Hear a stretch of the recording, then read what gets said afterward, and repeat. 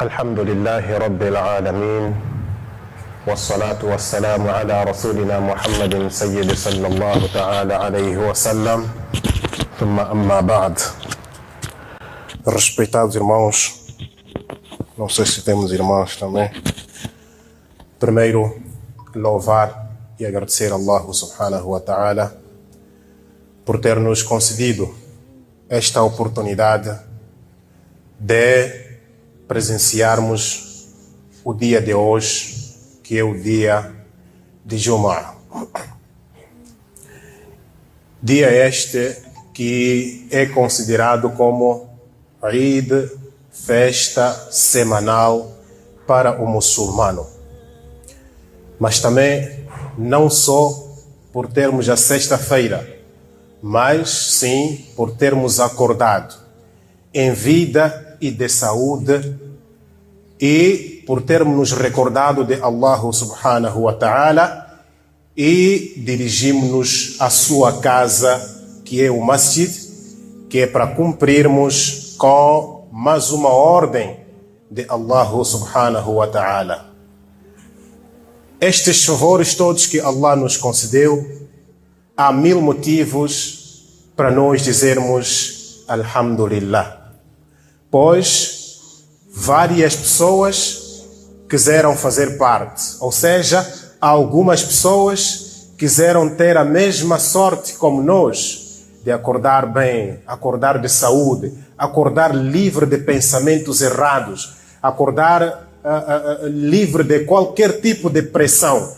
Mas, se nós formos olhar para o mundo inteiro, iremos notar, iremos concluir que nós somos pessoas afortunadas por termos tido este privilégio de acordar e dirigirmos-nos à casa de Allah subhanahu wa ta'ala. De seguida, respeitados irmãos, enviamos bênçãos ao profeta Muhammad sallallahu alaihi wasallam. Profeta este que tudo fez para que o Islã chegasse até nós.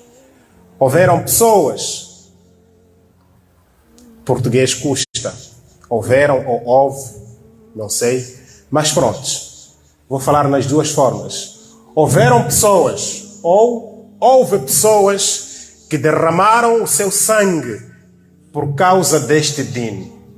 Houve pessoas que não viviam de forma tranquila só por eles terem declarado este kalima la ilaha illallah Muhammadur Rasulullah. Só por terem declarado este kalima foi motivo de sofrerem perseguições, de não terem vivido à vontade nas suas terras próprias e até de morrerem, só por terem pronunciado este kalima. Hoje, prezados irmãos, nós fazemos e desfazemos. Podemos hoje acordar, dizer que somos muçulmanos e amanhã dizer que já não preciso do Islã. Hoje nós somos muçulmanos, ninguém nos pressiona, ninguém nos persegue. Mas já há pessoas que ontem mudaram o seu rumo, mudaram os seus caminhos, deixaram de pertencer, deixaram de ser aquilo que eles eram, passaram a ser muçulmanos e estão a viver momentos de terror. Portanto, 1000 motivos de a gente enviar bênçãos.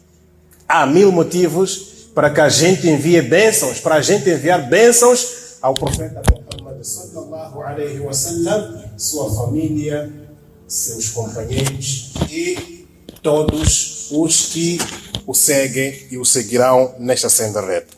O meu juba parece escorregadio, mas não escorrega. Ou este microfone é de irmão Naim, né? É original ou é pirata? É original. Por isso que o gajo não quer meu juba. É pirata. Opa. Ok.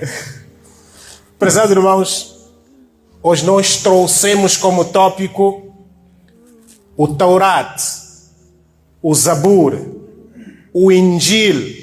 Será que são livros autênticos? Eu trouxe este tópico, este tema, quando fui convidado para aqui. Achei que era uma chance de podermos compartilhar este pequeno conhecimento, um conhecimento que todos nós temos, obviamente. Mas é muito mais para aqueles que, através destas plataformas, vão nos acompanhar. Respeitados irmãos, hoje em dia, nós assistimos, sim senhor, uma entrada massiva de pessoas para o Islã. Mas ao mesmo tempo, vamos notar que nos muçulmanos há muita fraqueza em termos de convicção. Nós não somos convictos na nossa fé. Convicção e fé parecem serem coisas diferentes, parecem serem coisas distintas. Nós não somos convictos na nossa fé.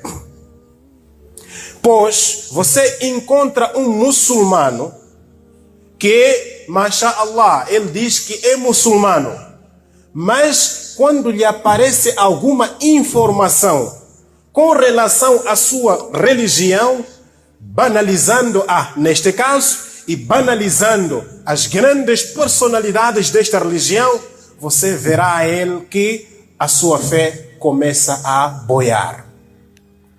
Ele já vive desconfiando da sua própria religião.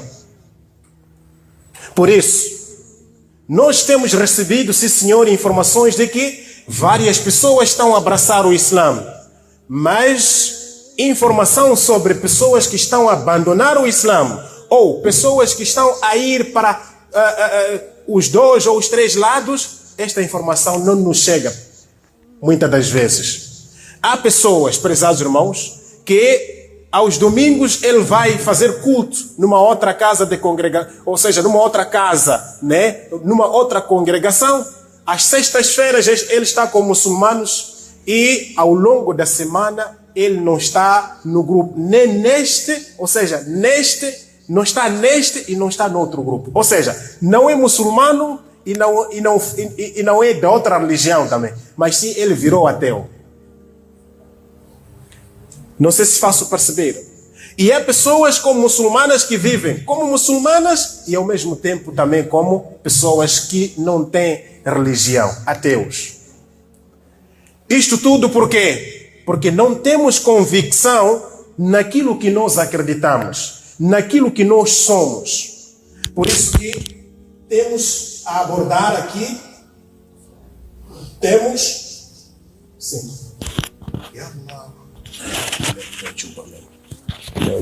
Tens razão. Onde é que é? Aqui? Ajuda lá.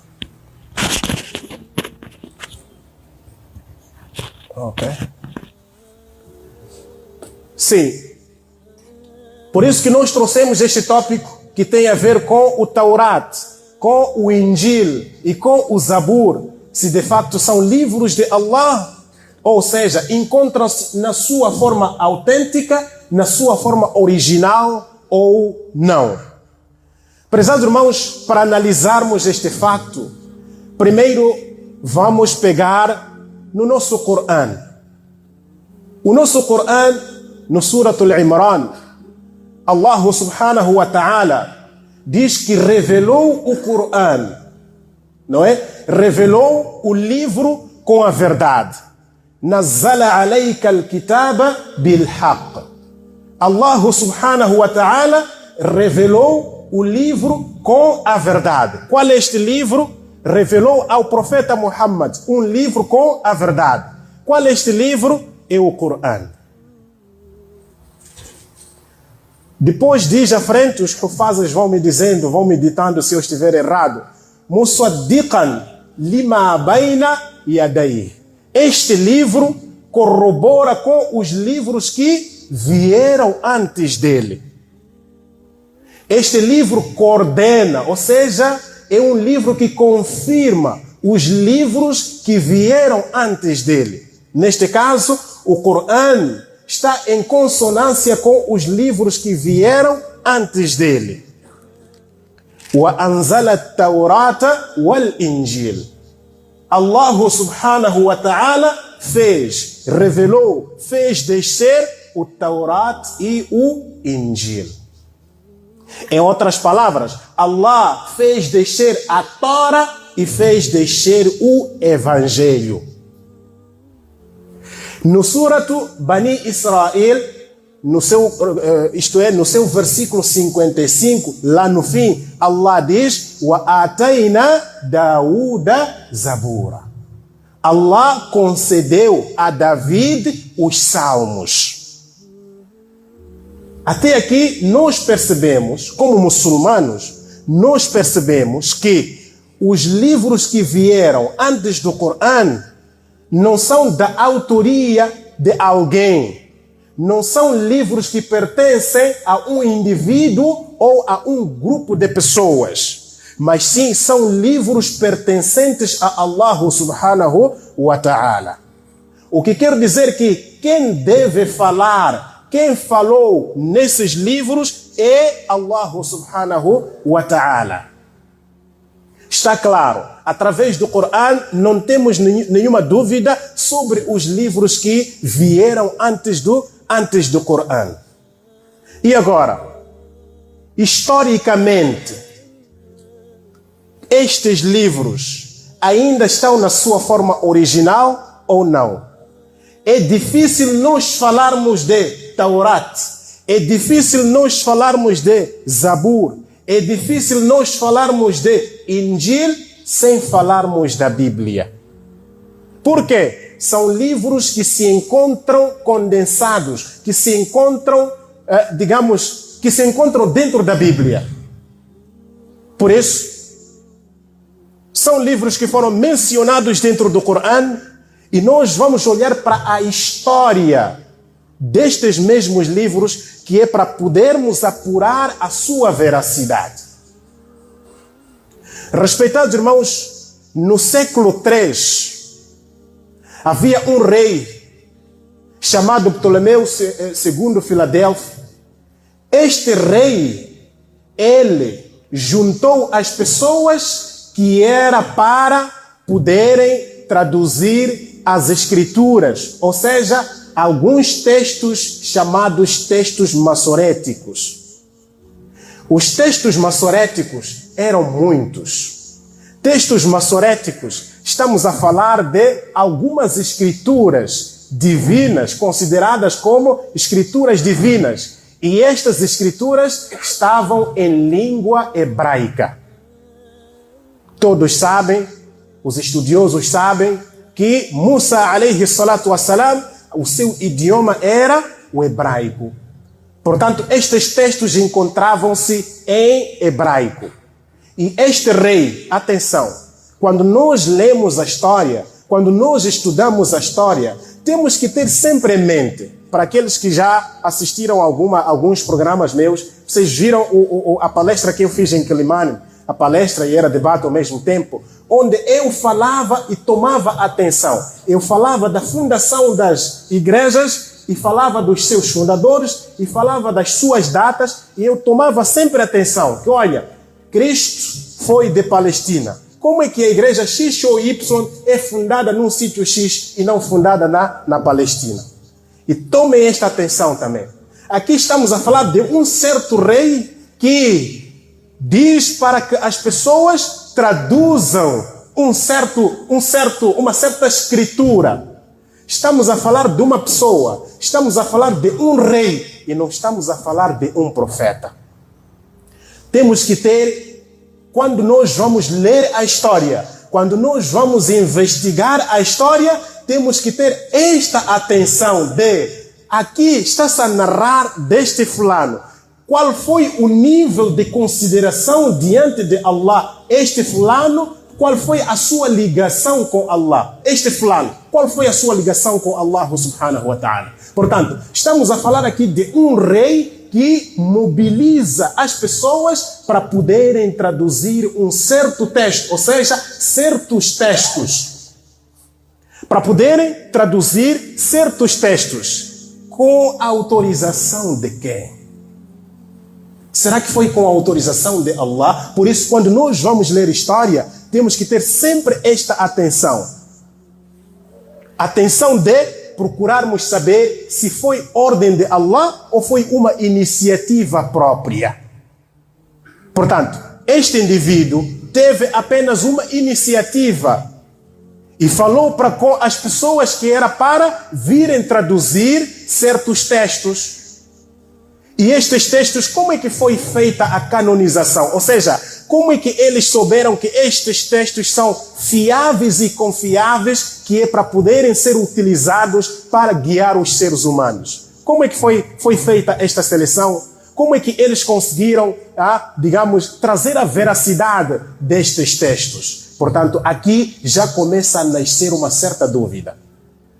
Portanto, traduz para o grego, do hebraico para o grego.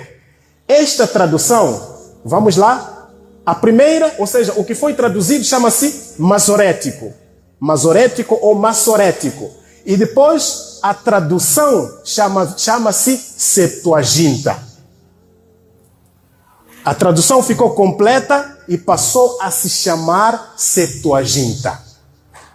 Portanto, na Septuaginta, encontramos lá dentro o tal Taurat, encontramos outros livros, encontramos lá dentro o Zabur. Não temos ainda o Injil, porque estas traduções foram feitas desde o ano 3 antes de Cristo até o ano 1 antes de Cristo. Lá não tínhamos ainda o Evangelho, ou seja, o Injil.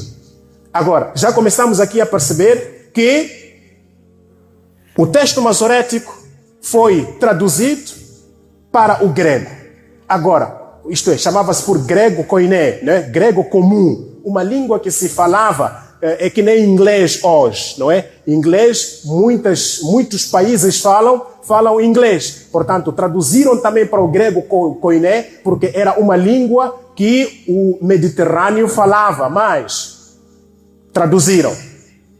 Nesta tradução, para onde é que foi os textos originais? Sumiram e não deixaram nenhum rastro. Este é o primeiro, digamos, primeira conclusão que nós tiramos de que há aqui alguma coisa por se desconfiar. Será que o Taurat e o Zabur, que está dentro da Septuaginta, é na verdade fiável? Se é fiável, queremos ver o original. Onde é que está?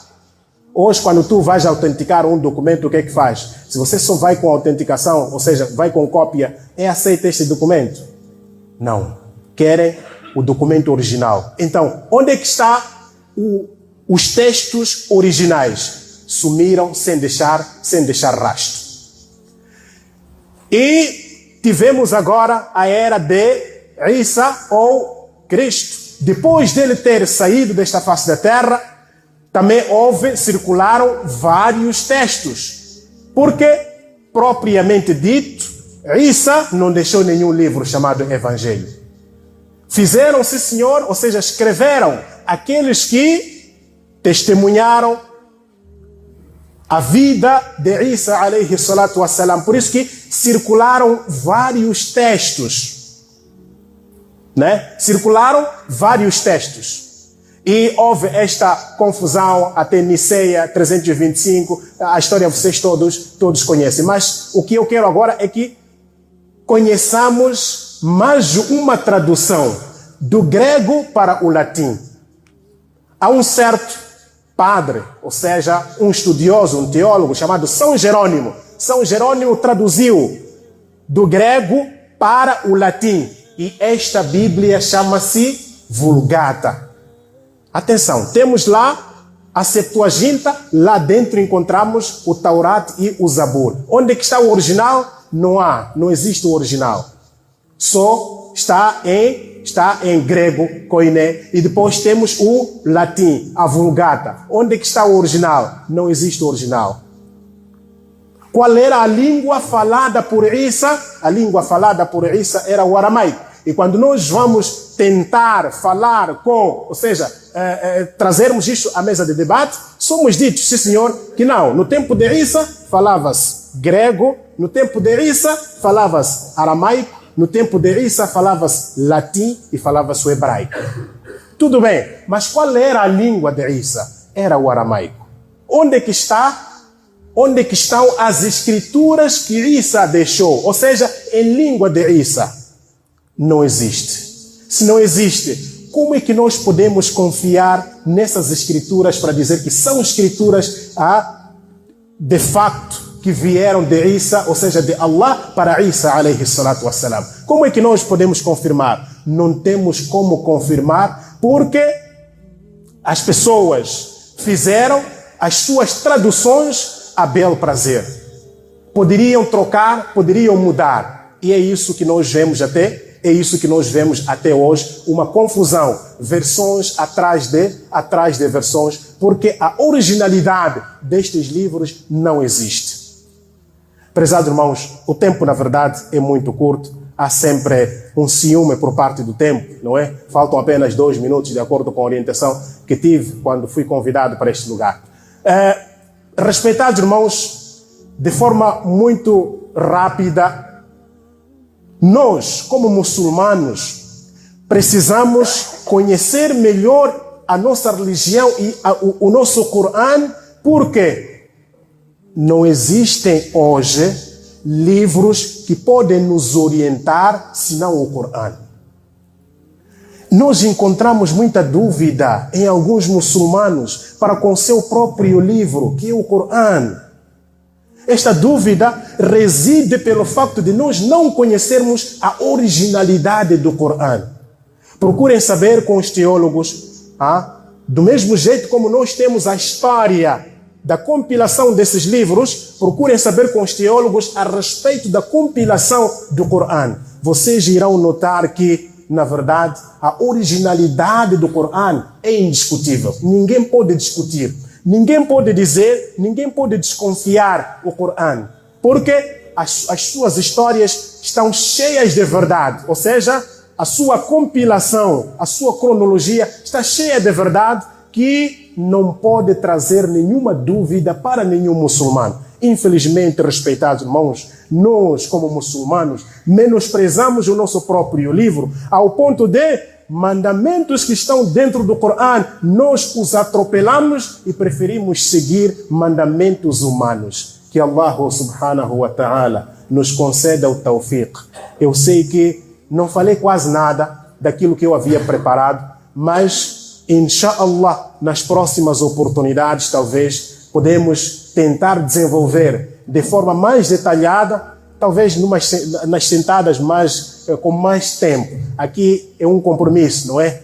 Hora X temos que sair. Por isso, que Allah subhanahu wa ta'ala nos dê o tawfiq disso que nós acabamos de ouvir, curtas palavras que nós acabamos de ouvir, e faça de nós verdadeiros muçulmanos. Em gesto mesmo de despedir-me de vós, prezados irmãos, inshallah, em setembro, como sabem, nós pertencemos à caravana de Dawa. Em setembro, inshallah, nós estamos aí para Lixinga. Estaremos em Lixinga, vamos lá fazer uma digressão, não é?